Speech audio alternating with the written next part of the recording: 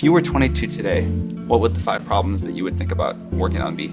If somebody is doing something that is useful to the rest of society, I think that's a good thing. Like, it doesn't have to change the world. If you're doing something that has high value to people, and frankly, even if it's something, just a little game or some improvement in photo sharing or something, if it has a small amount of good for a large number of people, I mean, I think that's fine. Like, stuff doesn't need to be changed the world just to be good. In terms of things that I think are most likely to affect the future of humanity, I think AI is probably the single biggest item in the near term that's likely to affect humanity. So it's very important that we have the advent of AI in a good way.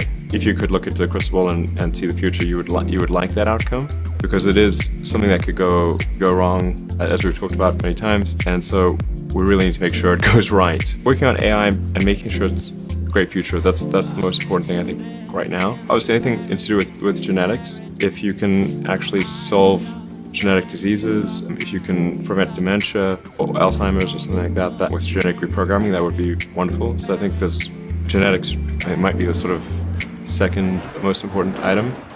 I think having a high bandwidth interface to the brain, we're currently bandwidth limited. We have a digital tertiary self in the form of our email capabilities, our computers, phones, applications. We're effectively superhuman, but we are extremely bandwidth constrained in that interface between the cortex and your sort of that tertiary digital form of yourself. And helping solve that bandwidth constraint would be, I think, very important for the future as well.